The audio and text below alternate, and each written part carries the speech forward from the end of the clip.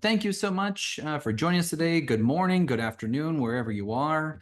Very grateful to have you at this webinar for the National Talent Network. If we haven't met before, my name is Dakota Palicki. I'm a director at CivicLab. We're a nonprofit institute focused on improving civic collaboration to address complex social challenges. We're also the home of Talent Hubs and the National Talent Network. And if you don't know already, the National Talent Network is a group of about 100 or so cross-sector partnerships from around the country focus on connecting learning to economic opportunity in the places that we all call home. If you haven't done so yet, thank you for all you who have.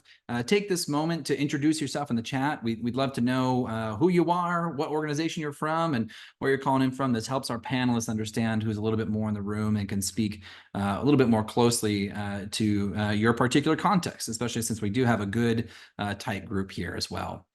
Before we get started on today's session and before I introduce our panel for today, I do want to just talk real quick about some opportunities and upcoming things that you might have interest in. First and foremost is that CivicLab is currently accepting applications for a new rural systems learning cohort. It's a 2.5-year program that it helps rural partnerships kind of do two things. One, improve the connection between post-secondary providers and their employers, and two, help rural communities explore and identify some new economies for them. I've just put the link in the chat there, rurallearningsystems.org.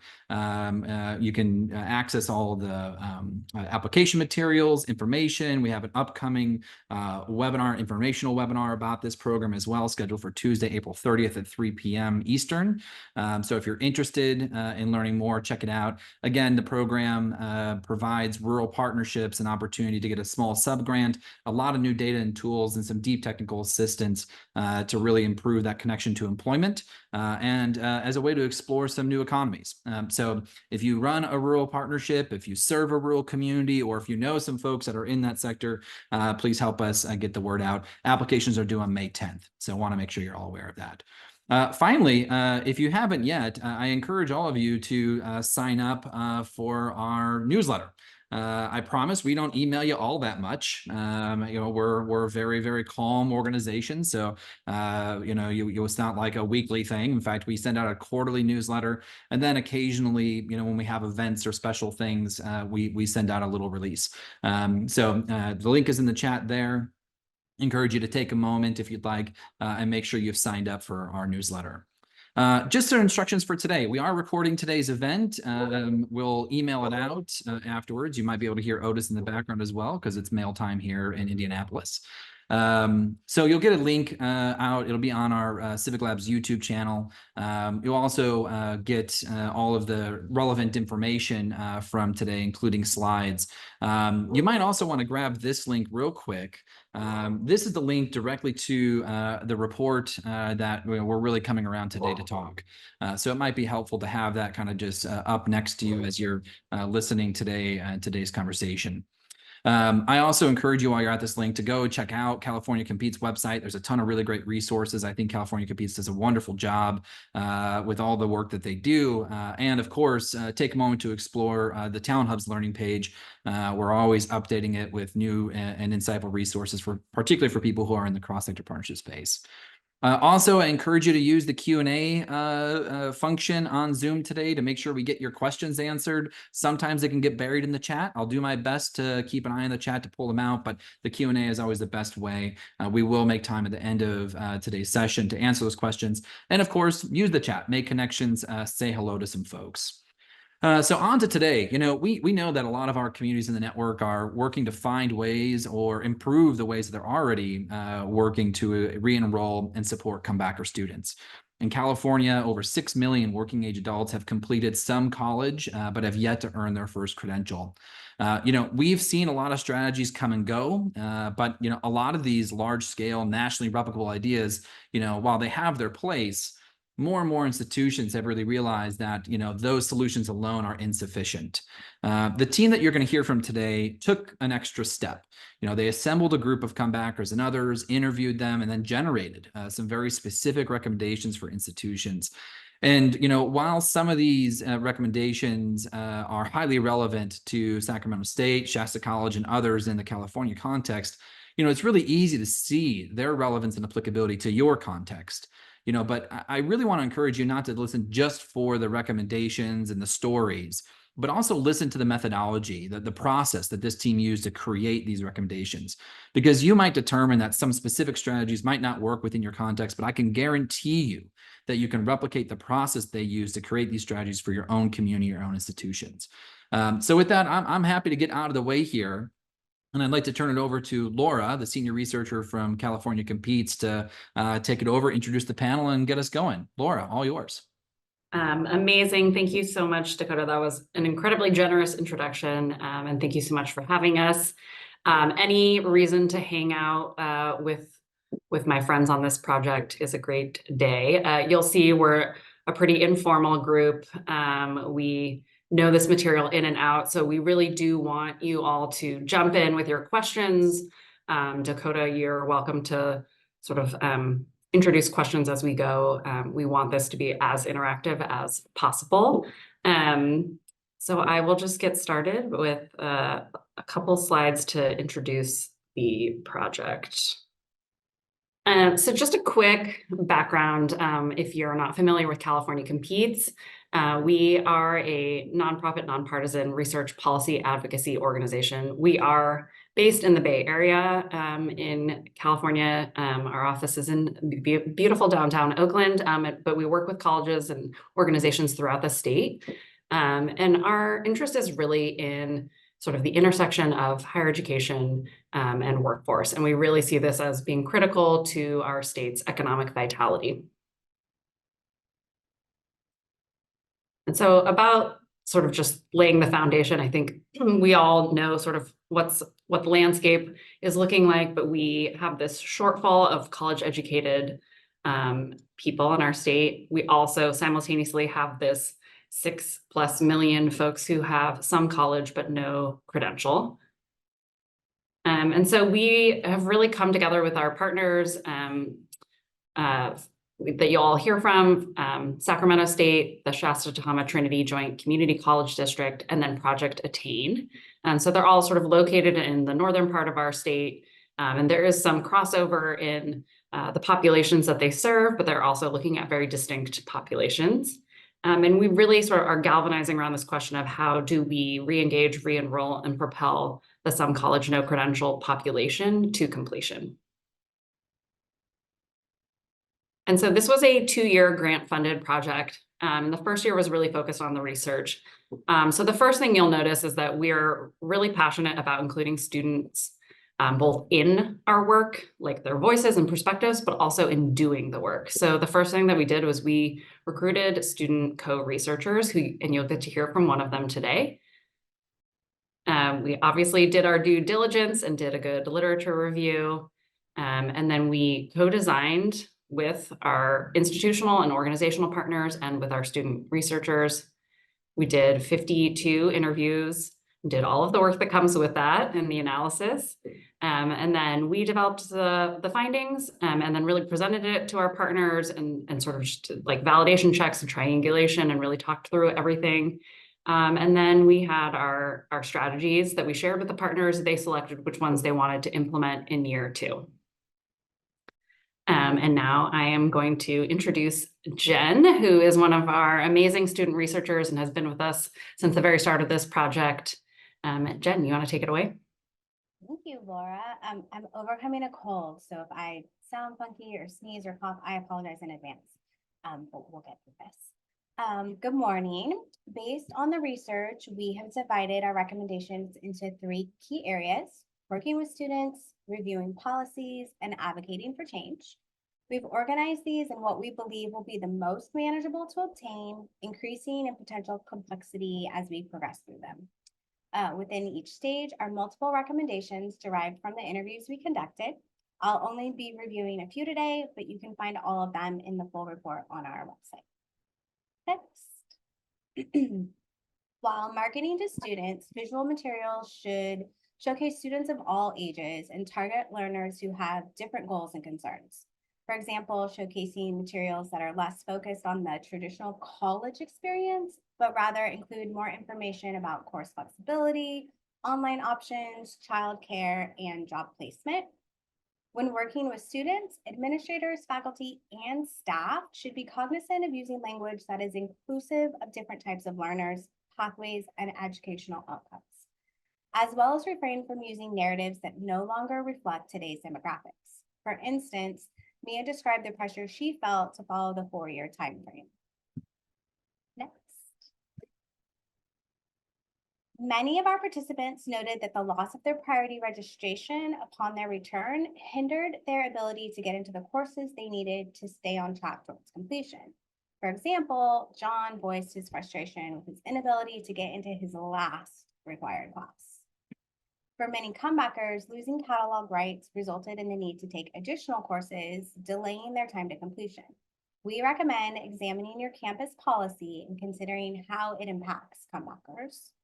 We also recommend reframing academic probation, losing language and policy that frames it as a temporary setback rather than a failure or a punishment.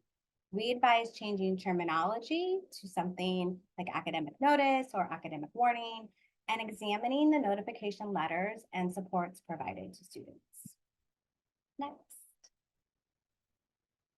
For many students, returning to school is a financial hardship.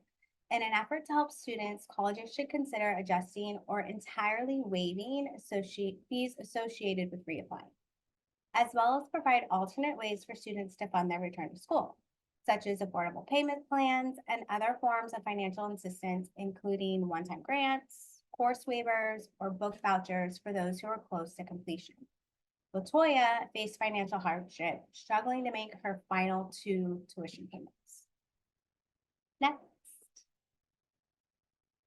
As an adult learner, I cannot advocate enough for increasing flexible learning modalities such as online classes and the ability to take classes in an accelerated academic term.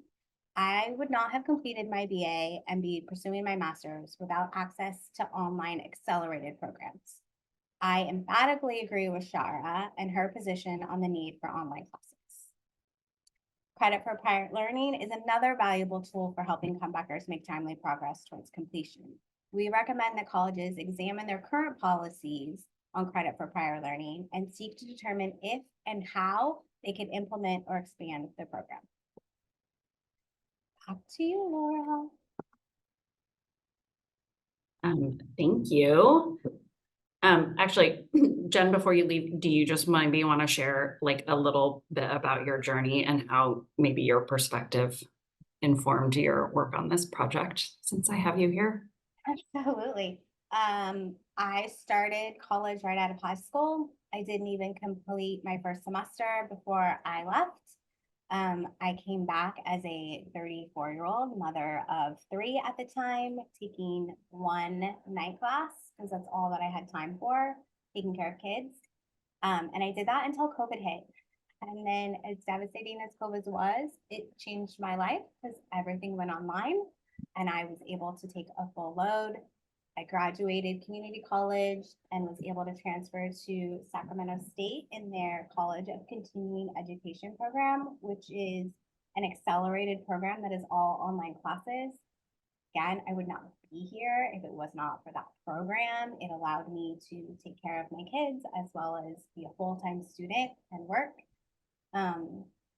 Yeah, and so now I've graduated there. And I am pursuing my master's again in an accelerated online program that allows me to be a full-time student, work with this amazing group of people doing research and helping hopefully future adult learners and, you know, taking care of the kids, doing everything. It's the only way that I could do both. And a lot of students that we talk to, very similar situations. It was the only way that they were able to complete a degree was having access to flexible learning modalities, not just online learning, but night classes and different things like that as well. Amazing. Thank you. Jen will be around if other folks have questions for her as well. And so we just sort of wanted to wrap it up by saying, obviously if you're here, you're invested. Everyone on this amazing panel has been doing the work for years and years. I'm newer to this and I just am so passionate about helping higher education become more agile and accessible, and catered to the students of today. And so I think, we just want more Natalies in the world, people who are able to complete their college credential program degree and go out and make a life-sustaining wage. And so with that, I'm gonna invite the rest of the group to center stage. We have Buffy Tanner, who's the Director of Innovation and Special Projects at Shasta College. Melanie Dixon is the Executive Director of ProjectAttain, and Ben Fell is the Interim Associate Dean at Sacramento State. Ben, do you want to start us off by talking a little bit about the value of doing a research project like this one? Sure, that sounds great. Thanks, Laura and Jen, for going through the research with those slides, and thanks Dakota for hosting this through CivicLab, and all of the participants that are on live with us and also will view the recording. My name is Ben Fell. I'm currently an interim associate dean in the College of Continuing Education at Sacramento State.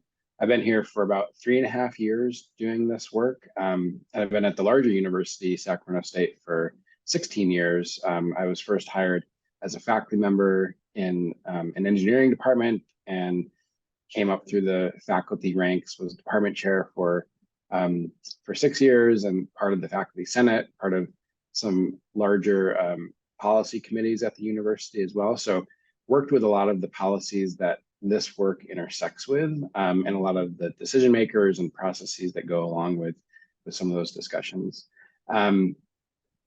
So I do work with a lot of the degree completion programs that we have at the university. Jen mentioned one of them that she went through. She went through the undergraduate degree completion program in psychology. And we have a lot of other programs that are part of our larger portfolio. And I think as the slide started alluding to, the center of this research is really on the voice of the students. Everything focuses on that, including like the design of the project and how the recommendations are framed. I think it's just really great that we had student researchers that were part of this as well. Working with Jen and the other student researchers was just a high point of the collaboration, and I think it also added a lens to this. So, going back to the methodology point that Dakota raised earlier, folks are embarking on this type of work.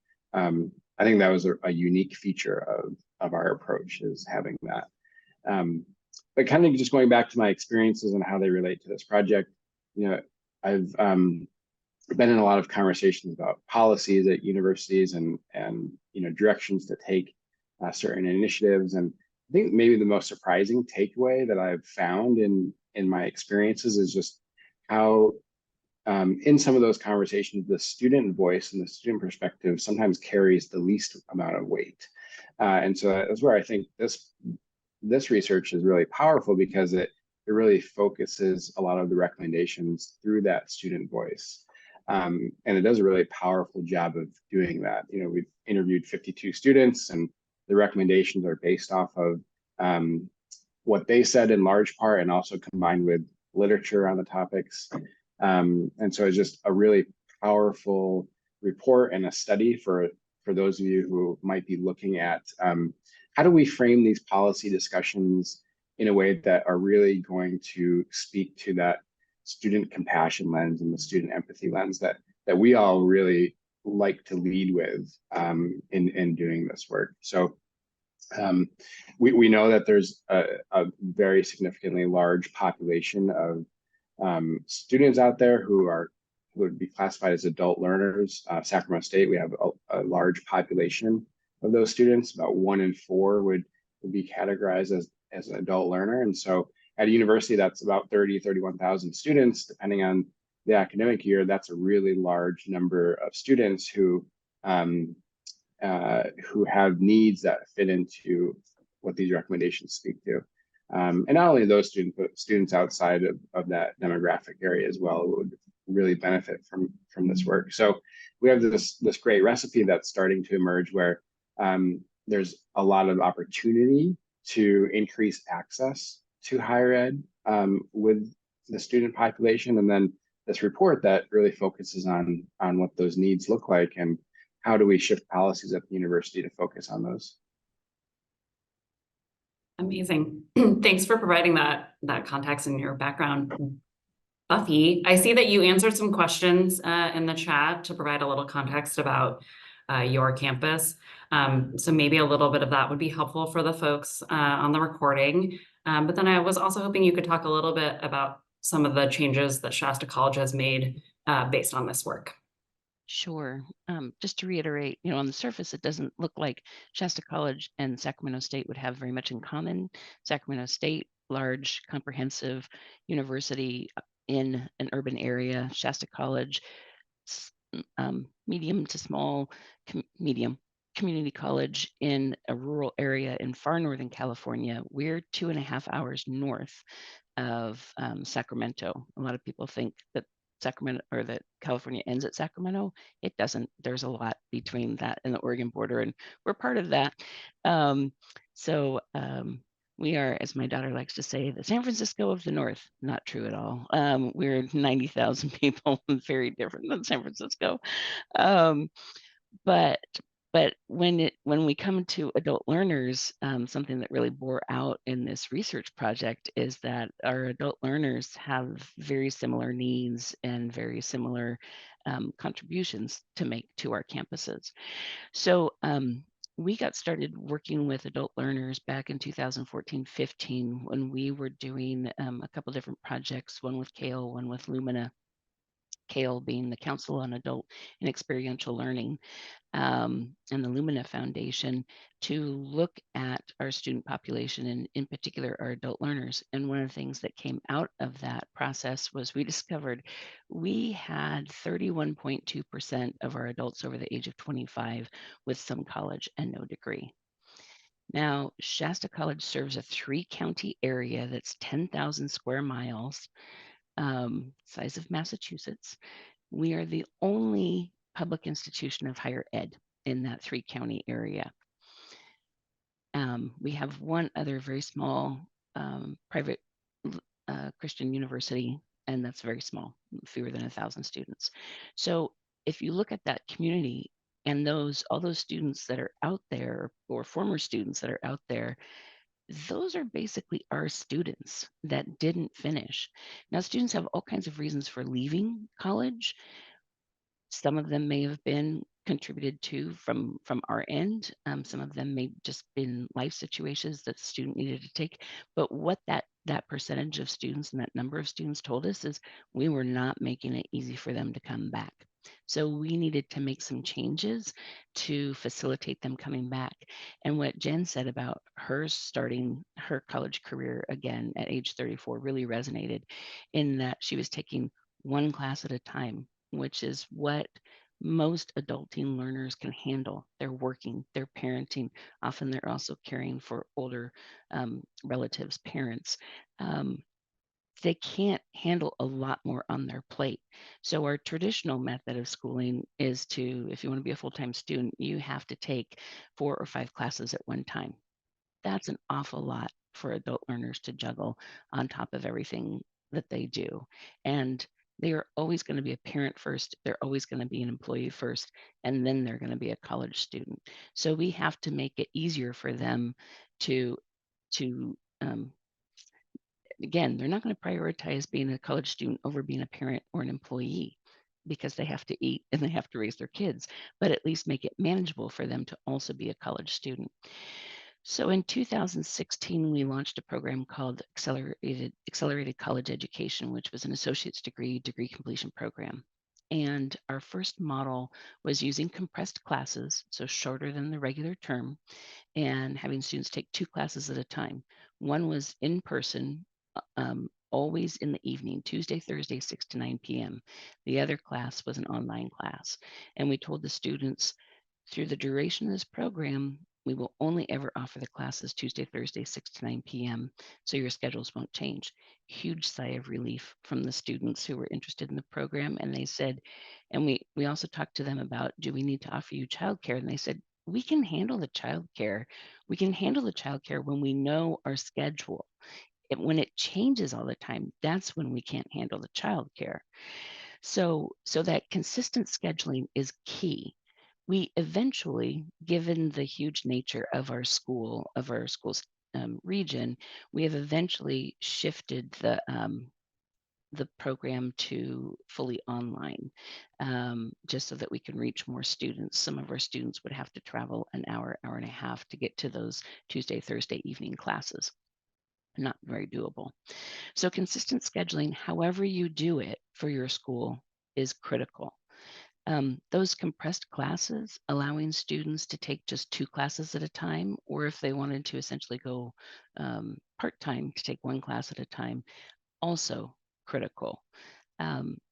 We went through several iterations, got a lot of feedback from students as we started the program, got a lot of feedback from faculty. And what we've landed on is that online program, and we feature 8-week compressed classes. So that means that students can take 2 8-week classes in the first half of the term, 2 8-week classes in the second half of the term. That means that they are enrolled in 4 classes for the term, and they're full-time for financial aid purposes, full-time for making progress towards their degree. Even if they only take 1 class in each block, they're still half-time, and they're making double the progress that they would if they were only taking 1 class a semester. So compressed classes are an incredible tool, just as Jen mentioned, to be able to move through a program in a reasonable amount of time. Otherwise, it's going to take students to 7 to 10 years to finish their degree. Comprehensive pathways are really important. You can't just offer the major coursework in whatever modality or format or schedule that you're offering. You also have to offer the general education courses, and if you're a baccalaureate program, enough elective courses as well to round out the experience. So I've seen other programs that are designed for adults. They'll offer just the GE, or they'll offer just the major courses. And it's like, well, we did that part. Go figure out the rest on your own. No, you have to offer the whole kit and caboodle. Cohorts can be a really valuable tool for adult learners to create that sense of community and belonging and peer support network. Cohorts can also limit flexibility for students, so they are a double-edged sword. And so when you look at using cohorts, you have to be really careful about how frequency does a cohort begin, so that if a student for some reason had to stop out for a little bit, could they get back into your program with a different cohort in a reasonable amount of time? Or would they have to step out and wait a whole year to get back in, or even 2 years to get back in? Case management is another tool that we use to facilitate better communication to students.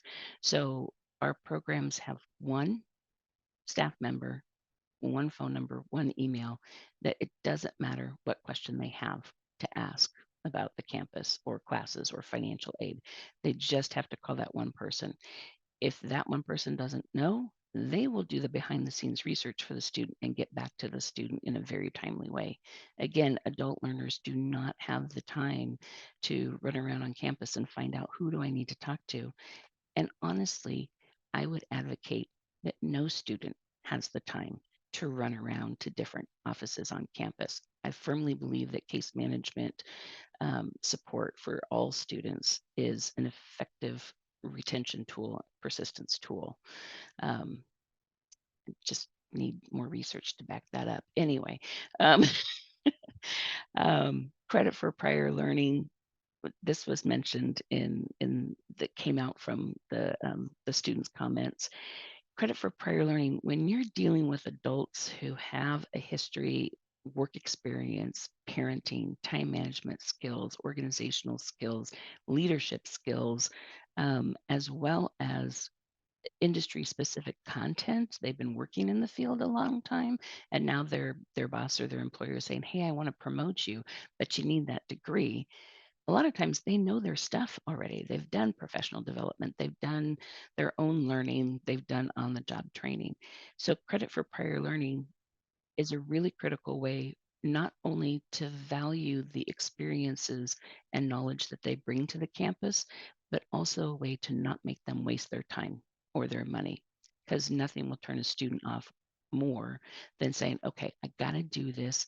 Coming back to school, I'm sitting in this class and I already know all this stuff. What is the point of me being here? And the reality is, if you stick them in that situation, they're going to get up and leave again. And then just the communication to adult learners needs to be inclusive. So your marketing materials need to show images of adult learners, needs to speak directly to adult learners. What is it that will resonate with them? Your communication needs to be timely and it needs to be specific. So we've also done projects called Degrees When Due, where we review the records of students who have stopped out and determine, did they actually already earn a degree and they just didn't apply for it? Or did they come close? And if they came close, what exactly are they missing? So when we communicate, then we say, hey, Jen, come back to us and finish. You need one social science GE and you need accounting 4. And that's it. Then that is much more meaningful than saying, hey, come back and finish your degree. So I'm going to stop with that and let Melanie chime in. Awesome. Thank you, Buffy. Melanie, I think people might not also be as familiar with ProjectAttain and the role of an organization like yours in this research practice partnership. So maybe just give us a little background on what y'all do and how you fit in this fun group.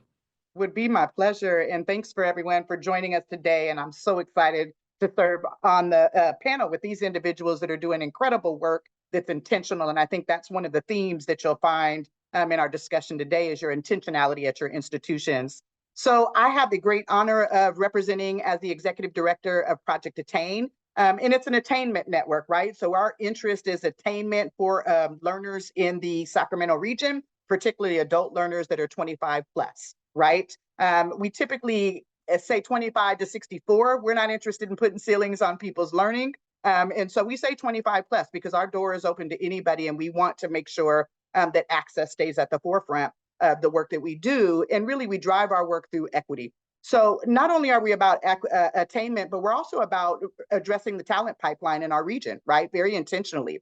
Individuals enter education to get a career. The days of going to a university or a local community college just to study for study's sake is a rarity and a privilege for most, right? So most are here to figure out how they can change their economic standing and live their life passions in their career. And so our interest is really coupling this attainment experience with, I think, our opportunities to fill promising or high wage jobs in our region as well with those adult learners. So our role really in this particular regard is connecting with these particular educational partners. And as I see it, really building capacity, right, for these institutions. How do we support the access pipeline of getting individuals in, specifically individuals that might need more high touch? And also, how do we learn from these research projects and really share that secret sauce, if you will, with our other educational partners that we work with in the region? So as like California Compete, we are an objective body, right? So we're not aligned with any one institution. We serve adult learners in our region, identifying the widest array of options for them based on where they are. And what is the quickest time, the lowest cost, and the modality of preference that would serve an adult learner in completing their education. And so as you talk about some of, and you've heard Buffy and Ben talk about some of the barriers that have to be mitigated or resolved or considered in this particular work, we're learning those things from these particular institutions and sharing it out with other institutions, sharing this research and the reports out with other institutions, and then really having granular conversations about how they can implement them and really support the policy changes, right, that are necessary in order for, I think, our adult learners to not only arrive at adult-friendly institutions, which is a primary focus of ours, but also complete their educational endeavors. And then I would lastly just say to respect the time and give opportunity for questions, this notion of individuals coming in for credit for prior learning is really critical when we think about kind of the history of education and people questioning the value, specifically communities of color and individuals in poverty that do not have the time to break away from the day-to-day work that they do to get an education. This credit for prior learning now adds that value, right? That all of the things that I've been doing to prepare and support my family have value in this particular space and can be translated into credit at the collegiate level in order for me to get that degree to continue to progress down my career journey. So I want to just say that our role is multifaceted. We're great learners in this particular project. We're sharers of this particular information and pushing the value and the need for this work. But I think we also can serve as kind of the police in the space around nudging institutions that are struggling in this particular regard or have not made movement in this particular space to consider it in the values to their student population and their student community. So hopefully that's helpful. As an adult learner who has entered the educational pipeline very similar to Jen at 27, it is really critical to me, and I'm very vested in the interest of us understanding the value and insight and knowledge that that population brings to our institution, and then of course the value that they add to the region economically. So thank you so much for allowing me to share a little bit about ProjectAttain. Thank you. Actually, so while we're on the project of the research practice partnership, Buffy, I wonder if you just wanted to chime in about the value of a group like ours, which feels like a very leading question. I apologize. It is a leading question, and I have an answer for you, Laura. And as I mentioned before, Sacramento State and Shasta College are not terribly similar as institutions. I mean, the one thing that's similar is we're both public institutions in California. That's the end of the similarities. We even have very different demographics of students, but the fact that our students and Sac State students were telling our researchers the same things over and over and over means that there's some universality to the kinds of needs that adult learners have. And again, the strengths and the wealth of experience and perspective that adult learners bring to our institutions. So that piece, I think, was really important, because a lot of times you look at research studies and they're done at one particular institution. You look at it and you think, oh, that's fine, but my institution doesn't look like that at all, right? And so you think, well, is that applicable where I am? And so I think with this particular study, the fact that we did this at two very different institutions means that yes, you can feel comfortable that a lot of what we found is also going to resonate with your students. Thanks. We'll kick it over to Ben. And the question for you is the biggest takeaway from this project. Yeah, I thought that was a great point that Buffy just made in terms of the similarities or dissimilarities between our student populations, but how similar the findings were based on the interviews. I might have just a couple of takeaways from the project that I'd like to share as we kind of move more towards discussion and questions. So I'll try to be brief. But the first is that the student voices are really powerful, and they really are quite poignant, and they rang true as I read through all of the content from the question and answer between the students and the interviewees as part of the process. So, it really galvanized and reinforced a sense of purpose for me and why we do the work that we do. And it really just embodies the fact that we need to be very, very careful in terms of how we're addressing building different programs or creating policies at the university, that we really take into account these lived experiences of the students that we're reading about in this report. If you don't, then I think there's like this unintentional harm that can come if we're taking into account other considerations that should be taken into account. But I guess the question is like, where is the larger weighting factor placed in terms of creating the environment that we want to educate our students in? So that's one big thing, is just always trying to keep that focus, because if not, like, what are the unintended consequences downstream that could possibly happen? And then the second big takeaway is that a lot of the findings in the report, things like accelerated classes, like the program that Jen had gone through and is currently in her master's degree, or online modalities, the advising practices that Buffy touched on in terms of having that single point of contact as someone's going through their program, credit for prior learning, which was just talked about. So all of these things have been, I think probably you could find them in the literature, and they're all supported by what the students have been saying as part of this report. And so while like the findings, perhaps you'll see them and a lot of them will be familiar to you because of your work in this area. I think just like having the bolstered voice of the students behind those is a really unique angle of this work, I think, and one that I really appreciate as a pretty big takeaway. Thank you. And then Melanie, maybe you can just tell us a little bit about how you think this work is going to shape sort of the future goals for Project Attain.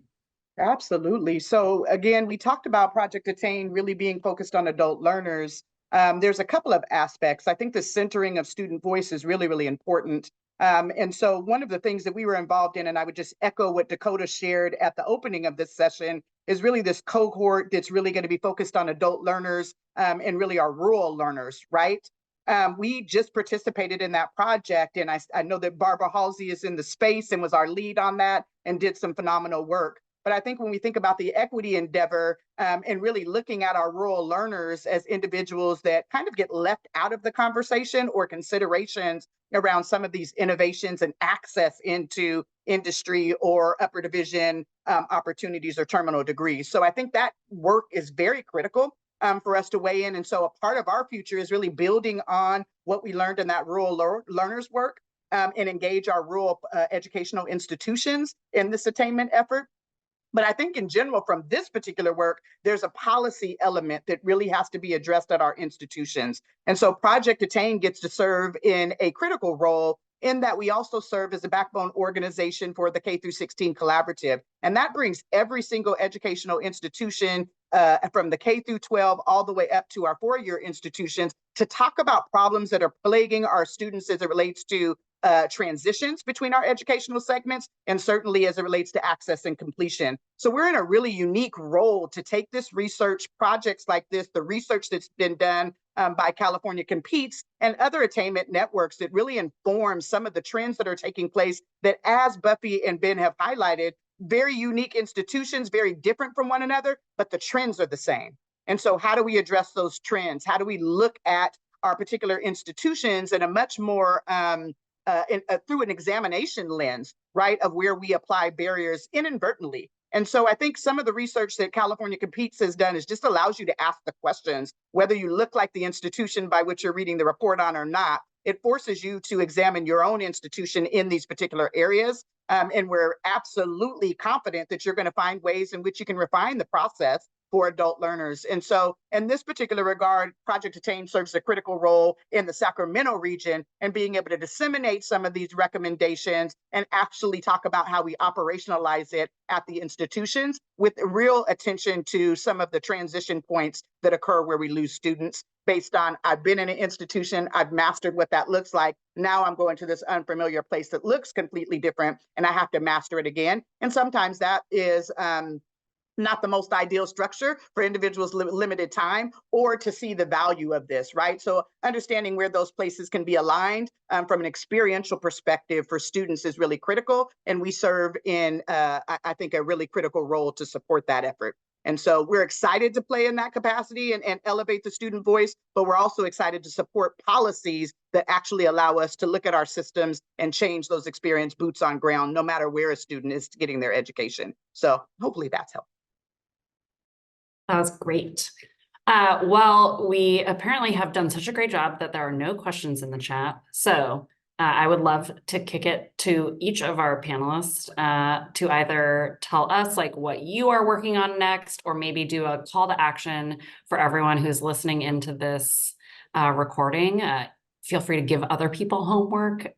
We love a sort of a collaborative, collective effort at making things better. And I feel like we're so friendly, we can all just chime in whatever order you prefer. Absolutely. Laura, real quick, I do have a couple of questions that I think my bad. people want to ask, but just haven't done it yet. So, Okay, great. but Get in here, maybe Dakota. you have a great question though. So panelists, please recall that one. We'll go that one at the very end.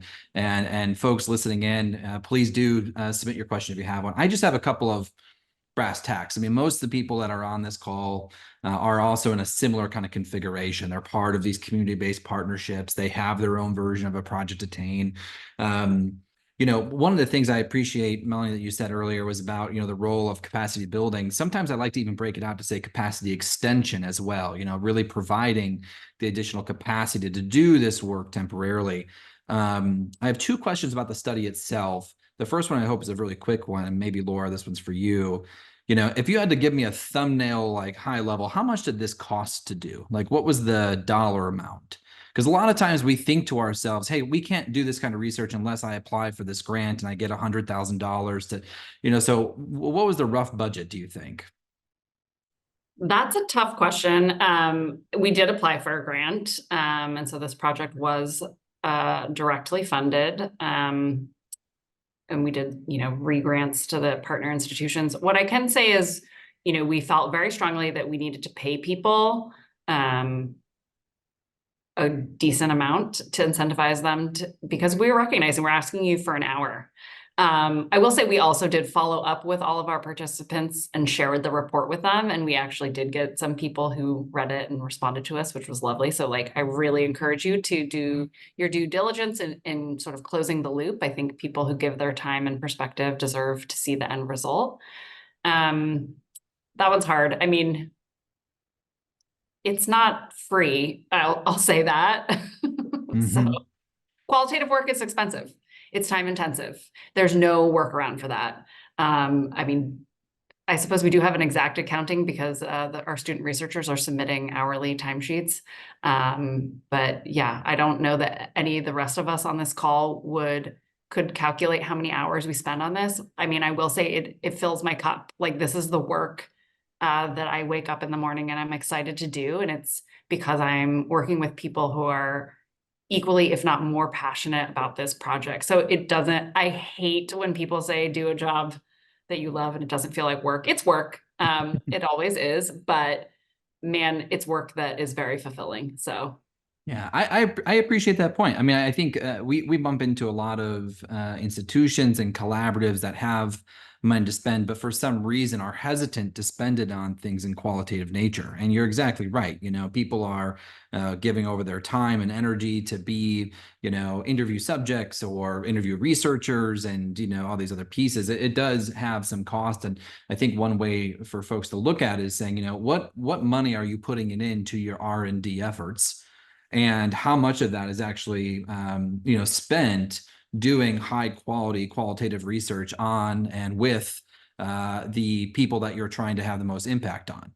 You know, I mean, I know we get hawked data sets all the time as a network. People are always like, there's a technology company a stone's throw away from us all the time saying like, hey, we have all this new LMI data, we have this new data, but the quantitative information alone is insufficient. So I really appreciate that point. I think the second question around this, I just want to ask, and anyone from the group can respond to this one, is that a lot of times we get kind of concerned about big R research, right? And is the sample size of 51, 52 students statistically significant? And then, you know, people who look at the findings and might not be very interested in them for a variety of reasons will kind of challenge that end of things. How did you kind of weigh sample size representation in a way that not only gives you something valid, but also something that, you know, can be generally accepted by the many kind of constituents that you all are trying to reach with this report?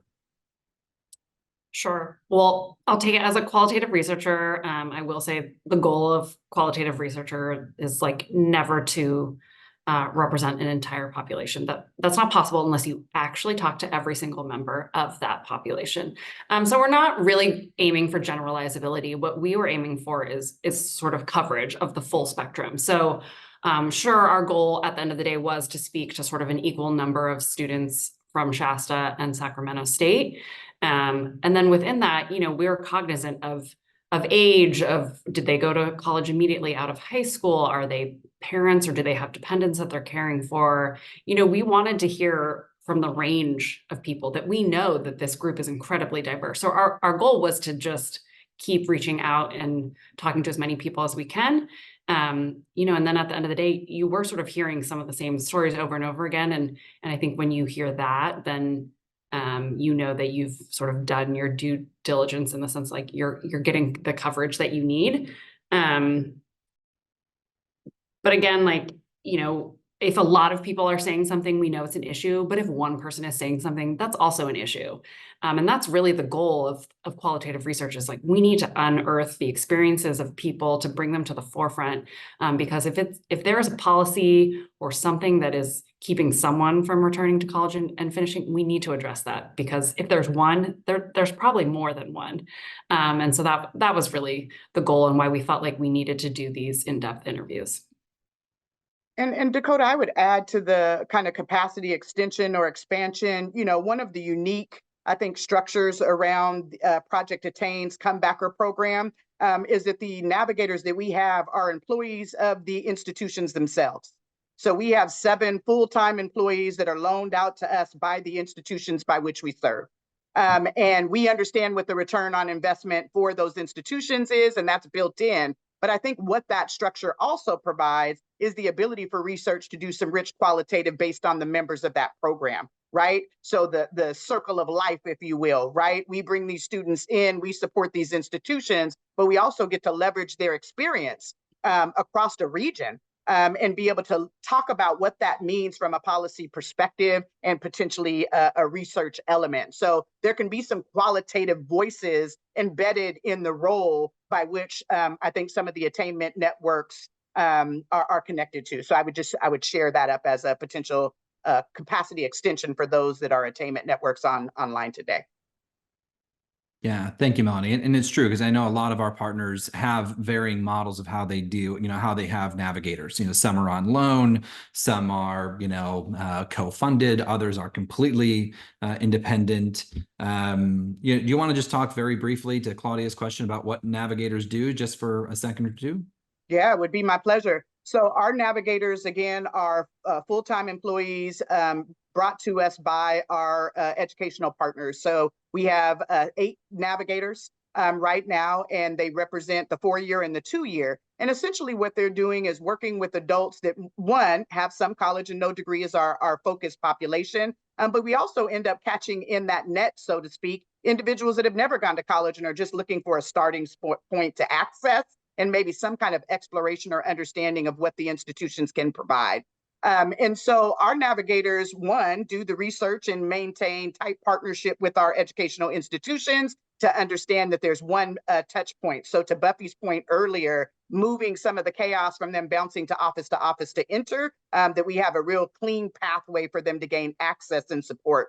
We move them through application processes, provide financial aid, support and insight to them, and to Jen's point, identify resources outside of financial aid for those that may have exhausted that pathway in their previous coursework. And then we do a warm handoff to the institution, being able to provide them with what is the pathway that the student is interested in, recognizing that that's offered at their institution, how many units have they acquired up to this particular point, and then work on getting them their completion map, educational plan developed so they can cross that finish line. Most of our adult learners thus far are staying the path that they've started. There are a couple that totally change paths.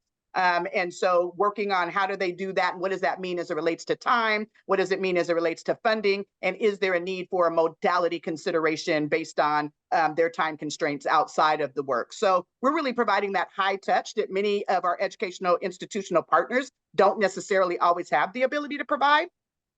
And when they do, it's kind of scheduled around their onboarding kind of timeline of the year, and adult learners don't necessarily fall very cleanly within that kind of time frame. And so it's off season or off kind of recruiting or admission cycle that we're moving folks through these processes. So hopefully that's helpful.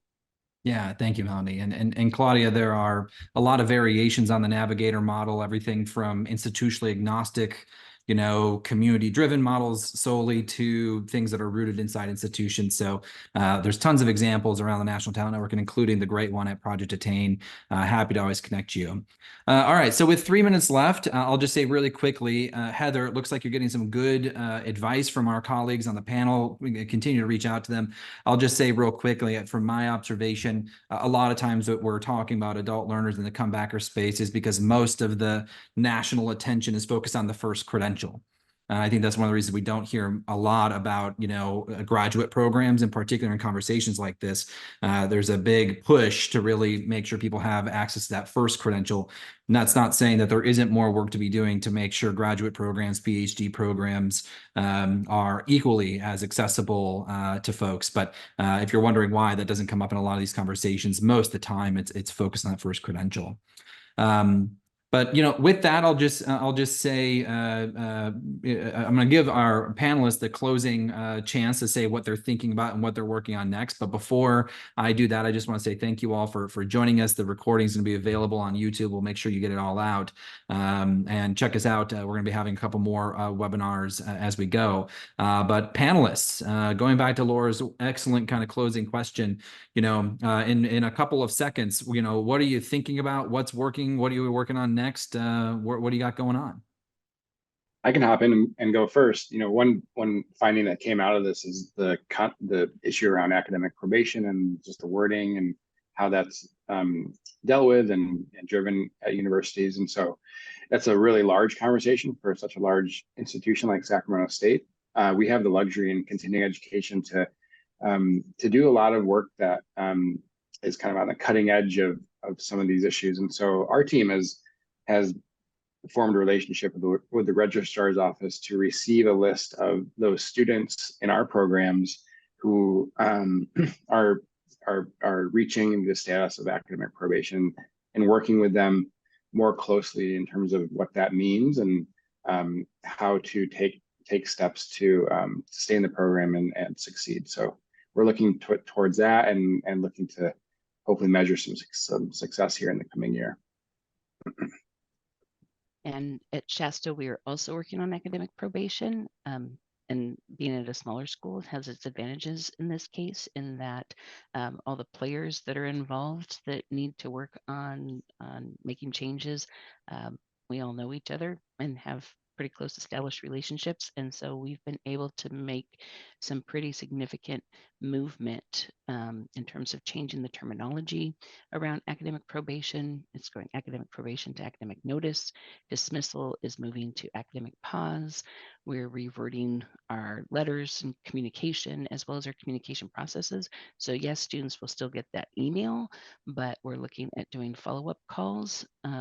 If they're in some sort of categorical or support program, the call would come from that support program. If they're not, then the call would come from admissions and records staff. And then we are also looking at overhauling completely our academic notice workshop, which was not great.